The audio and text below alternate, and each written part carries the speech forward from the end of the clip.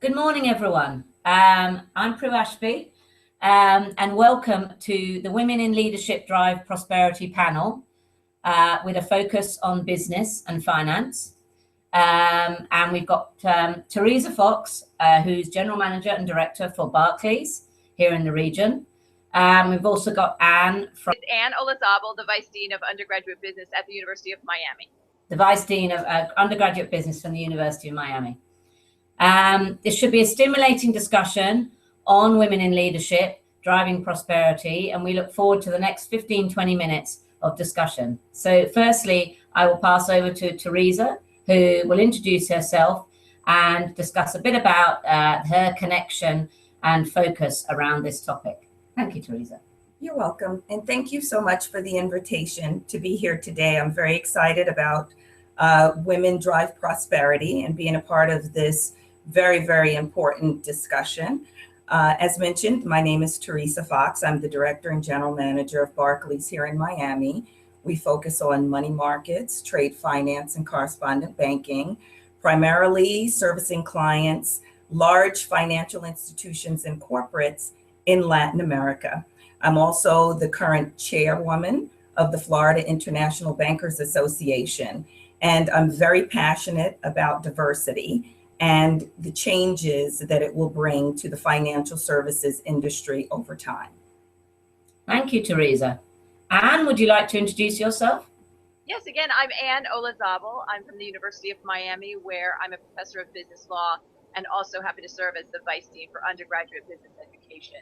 We have a population of about 2,300 business students here at the university, and of them, about between 30 and 40% are women.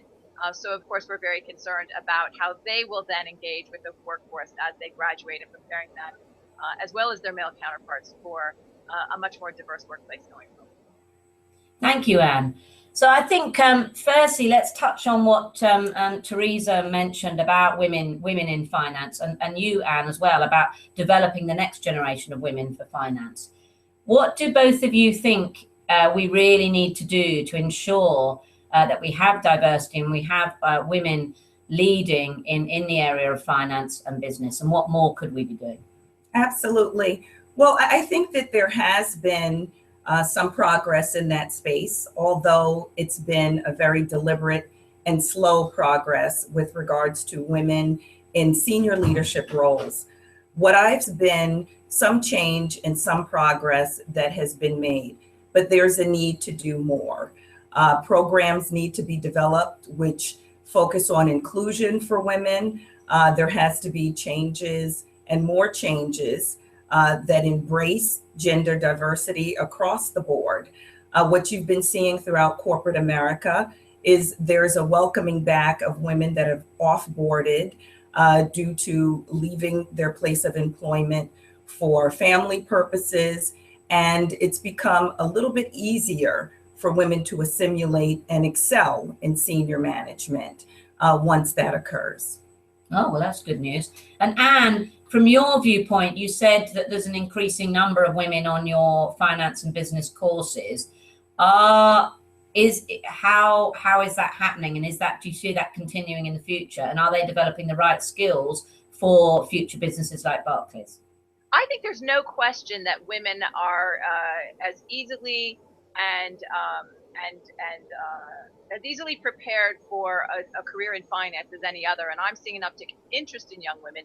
I think the idea, once they get to the School of Business, the idea for us at this point is twofold. It's one, to attempt to reach out to raise awareness so that more young women who are in the high school age range think of business as an option, that they don't think about sort of traditional female job opportunities. And the more we encourage women to come into business, the more we are preparing a workforce that banks like Barclays and others can dip into to find talented women, because of course there are women who are talented in finance and business just as there are men.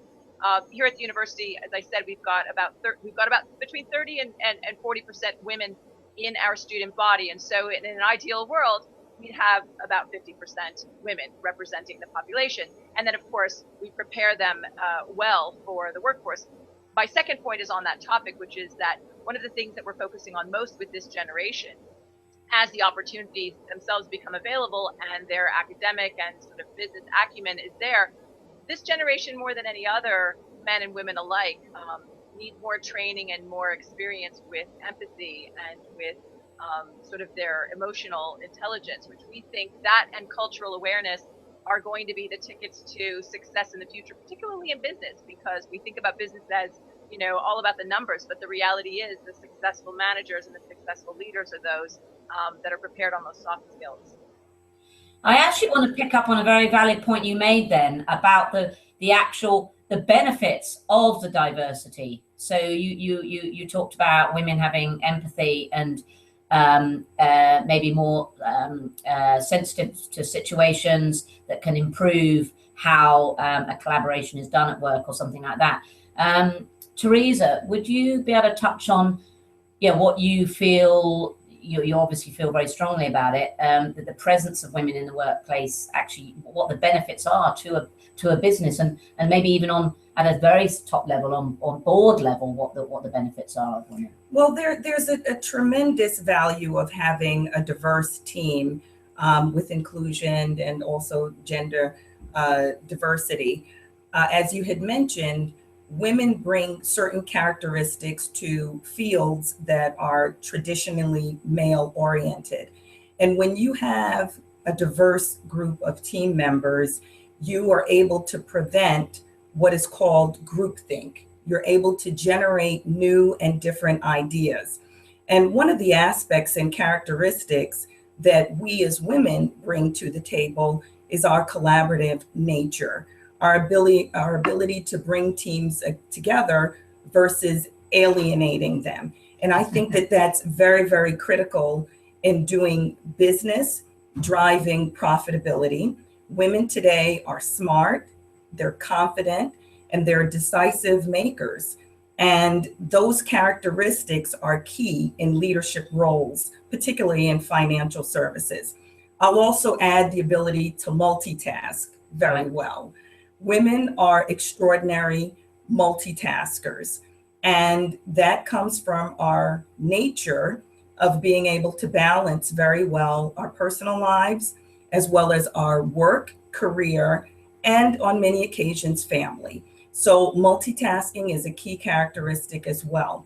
I think overall, all of these aspects men can learn from as well as women, because as we prepare the next generation, these are some of the things that we should focus on instilling in them. Thank you. Anne, have you got anything to add to that at all?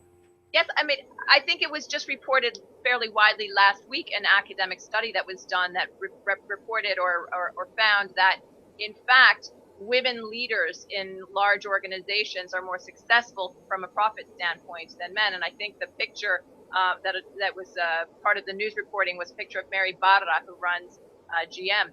And I think, if we're going to be seeing more and more of that as the demographics of leadership change over time, as Teresa mentioned, that indeed women have more than just their share to contribute, but may in fact be the key to sort of, as Teresa said, diverse teams make better decisions. And so we're at a very exciting tipping point, I think, in the real world out there. We're seeing it and hoping to prepare for it here at the university, but what's actually happening in boardrooms and at the high end leadership of corporations is what's exciting.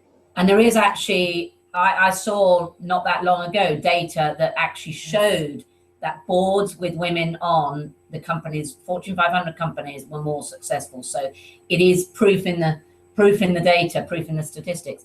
So let's look at the future and what the future holds. And I'm interested in your ideas as to you touched on it a bit earlier, Anne, about girls, children, from an early age, and how inspiring them. I think I said to my sister-in-law the other day, do you think my niece, who's only 9, do you think she'll be a businesswoman? And my sister-in-law almost sort of laughed, and I was like, well, no, a businesswoman should be a role that someone should aspire to and want to do. So I think, what do you think we need to be doing from an early age to make it cool or to make it, you know, a career choice? Shall I start with who would like to start on that one? Sure, I'll take that one. And I actually have two young girls. I have a 13-year-old and a 15-year-old, and you know, they're both very focused on what they're going to be when they grow up. And you know, I think as I had mentioned before, there's some fields of study that have quote unquote been traditionally male-oriented fields of study, particularly in science, technology, engineering, and math. And my daughter wants to pursue a career in aeronautical engineering. Wow. So, and that's the reaction we get when we mention that. And I think that, you know, over time, we'll see more women going into STEM related fields and excelling. And as it's been mentioned, you know, there's approximately 40 to 50% split between young girls and young men that are at the college level. And on the recruiting side, we see approximately 40 to 50% women interviewing in financial services. But what happens over time is the number decreases significantly. So the pipeline of women that make it into senior management gets narrower and narrower. So we have to focus more, and business and industry has to focus more on making an environment where we can retain these intellectual women that can contribute to the profitability and bottom line of corporate America. We can't see those numbers continue to diminish, but there's more role models to draw upon. There's more mentoring services where women can reach out. Diversity attracts diversity. Yes.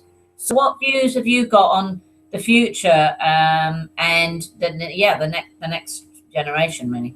Well, I think Teresa makes a very good point that there are a lot more role models like herself and others who are out there, Mary Barra, for instance. So young women see other successful women coming before them, and it seems perfectly natural. For example, is it feasible for a woman to run for president? Of course it is. We don't know whether she'll win or not, but the reality is it's within their mental context as young women that in fact women can aspire to the highest leadership positions in the country, and certainly as board members and managers and presidents and CEOs of corporations. But I think also the rise of this is speculation on my part, but it seems to me that the rise of entrepreneurship out there in the workforce and in the marketplace is also something that might drive young women as well into business, because they see and hear stories about Facebook and apps going sort of viral and making lots of money. And so there is some kind of sexiness or glamour associated with business that maybe will attract them into the field.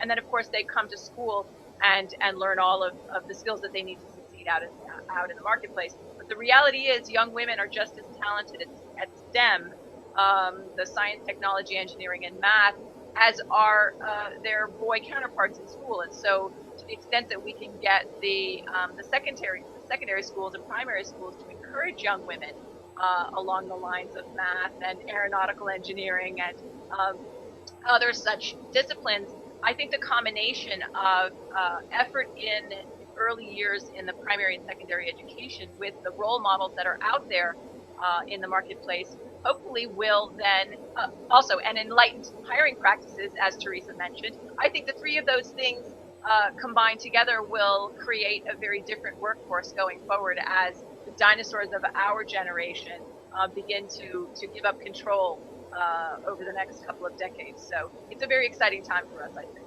as women. Yeah, I think it is. It's a very exciting time.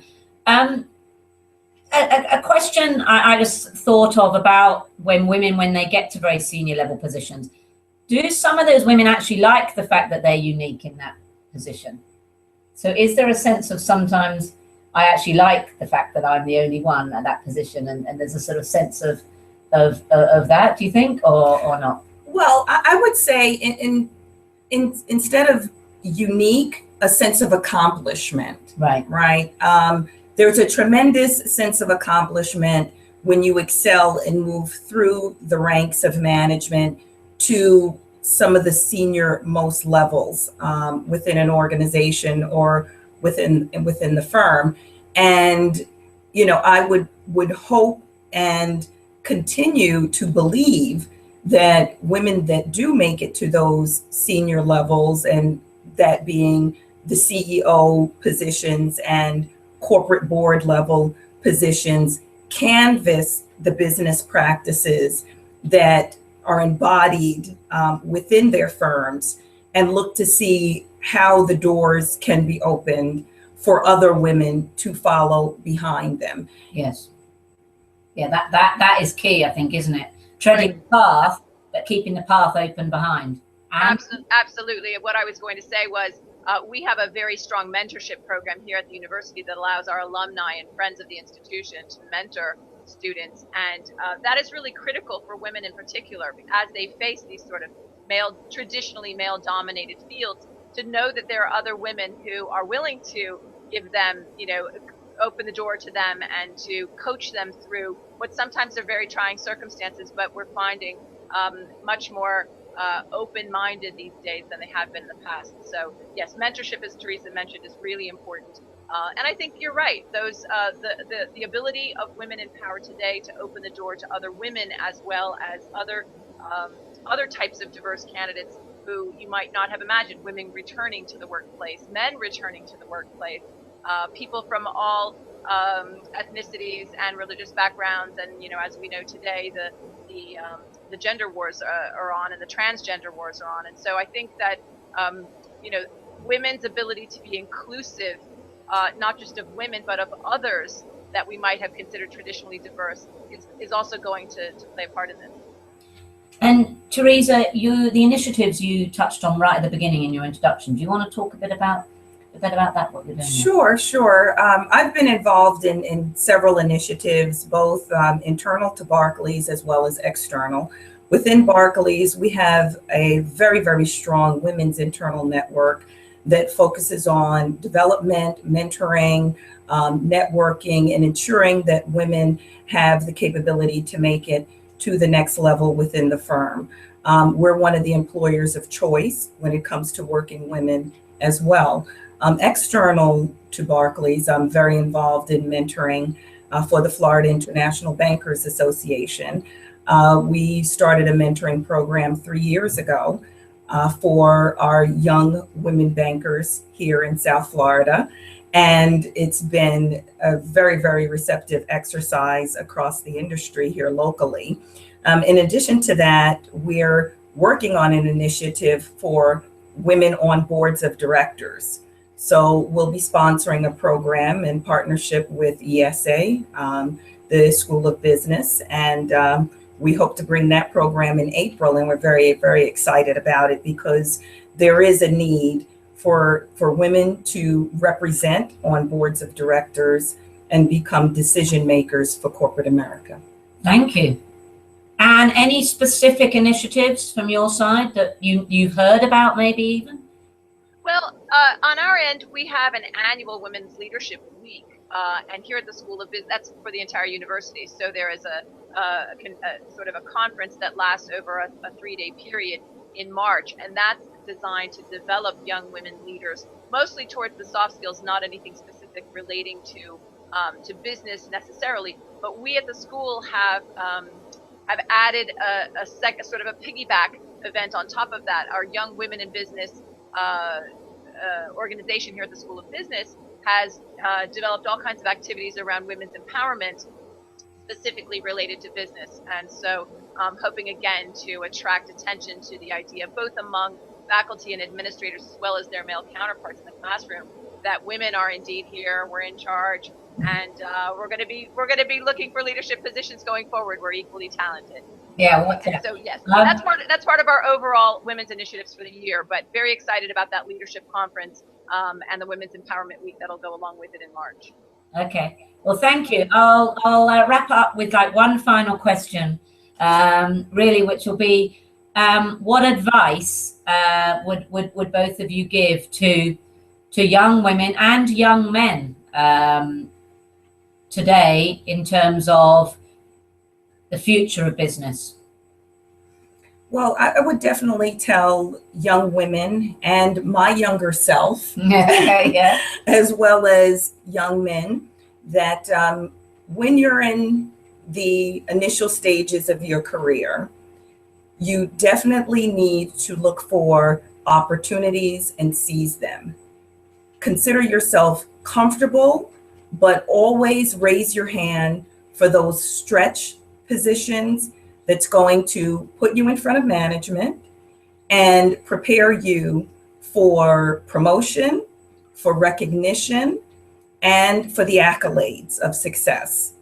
And in addition to that, I think that overall, the conversation has definitely gained momentum among corporate America in terms of diversity, what it does to drive profits and the bottom line, how it's perceived internally as well as externally with your client base. So gender diversity and diversity overall is definitely good for business. And I look forward to what it brings over the years as we change the face of leadership. Thank you, Teresa. Anne? Just one quick comment, because I echo absolutely what Teresa said. I think that putting yourself out there and stretching yourself is a scary prospect for students that we have here at the university between the ages of 18 and 22. But that's what they really need to do once they get out into the workplace, because their academic journey has prepared them to be excellent students, and hopefully has prepared them for the next step, which is going to require them to make tough decisions, including raising their hand, in an increasingly ambiguous and turbulent sort of marketplace. And they need to be prepared for that, both emotionally and with the top-notch academics.